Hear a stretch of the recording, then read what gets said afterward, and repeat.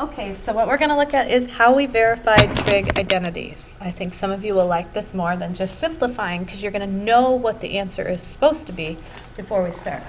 So our learning target is verifying trig identities. And we're going to start with this identity. It says secant squared of theta times 1 minus cosine squared theta equals tangent squared of theta. So your job is to prove that this side, the left side, equals the right side. And one rule that I use, kind of the same rules when we actually start simplifying one side, I always start with the complex side. So this side is just tangent. Really nothing I can do besides tangent squared. I could rewrite it, but I don't know if that's going to help us right away. But this side, the left side, has lots of stuff. So I'm going to start by simplifying, doing algebra. I'm just doing algebra to this. So I have secant squared times this quantity, so I'm going to distribute. Secant squared times 1 is secant squared minus secant squared theta times cosine squared theta still equals tangent squared because I haven't touched the right side of the equation. Hopefully when you look at this, you're going to see that secant squared and cosine squared are reciprocals, so when I multiply them, I just get 1. So secant squared theta minus 1 equals tangent squared theta. And now we go back to our original rules. Can I factor anything? No. I've done my algebra, so can I factor? No. Is something squared? Yes. Secant squared minus 1. So something squared. Check your identities. And once you look at your identities, you're going to see that secant squared minus 1 is actually the same as tangent squared. So I get tangent squared of theta equals tangent squared of theta. That's a true statement. So you're done. I put a check. You don't have to. But you're done. You've verified. It's kind of like an algebraic proof that this right side of the equation was equal to the left side of the equation. They're the same thing. That's how you verify. It's an algebraic proof. I used algebra and identities to get tangent squared equals tangent squared. Let's try another one.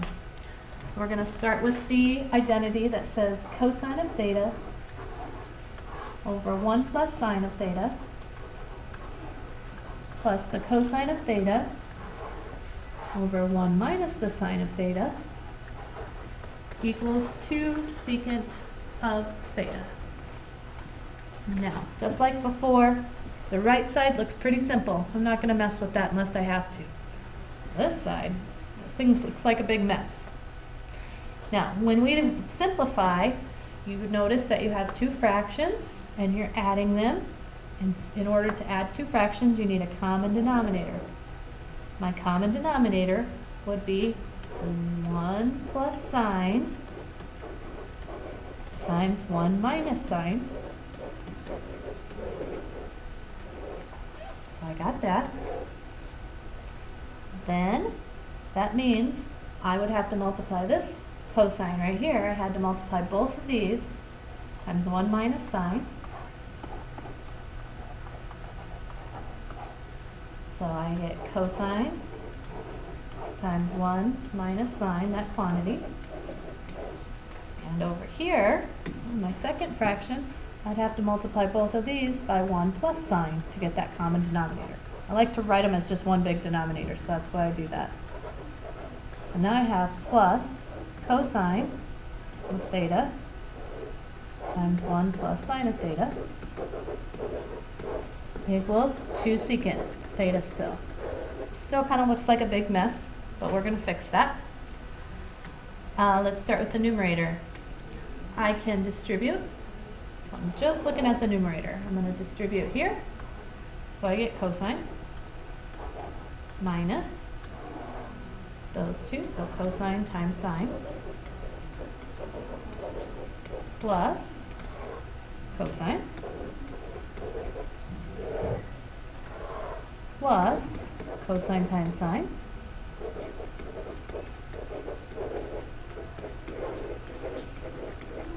I'm just keeping the right side the same. Now, in the denominator, how can you simplify the denominator? You're taking a binomial times a binomial, so I FOIL. And when I FOIL, I get 1 minus sine squared of theta. Okay, so now I've FOILed and distributed. I've done lots of algebra. Let's see if anything can cancel. And if you notice that up in the numerator, these can cancel. The cosine signs. And how many cosines do you have?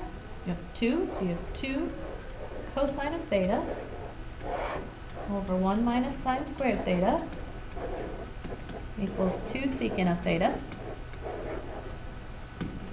Almost there. We got 2 cosine, we want 2 secant. So if you look, there's nothing I can do in the numerator, but in the denominator, 1 minus sine squared is the same as cosine squared. So I replace that with cosine squared. The numerator still has 2 cosine of theta. If I keep going with that, one of my cosines is going to cancel, so I get 2 over cosine,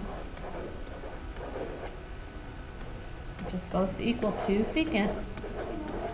So we're almost there because 2 over cosine is the same as 2 secant. It's a reciprocal identity, so 2 secant equals 2 secant, and you're done. You have the same thing on the left and right, so you verified that it was true. That's it for today.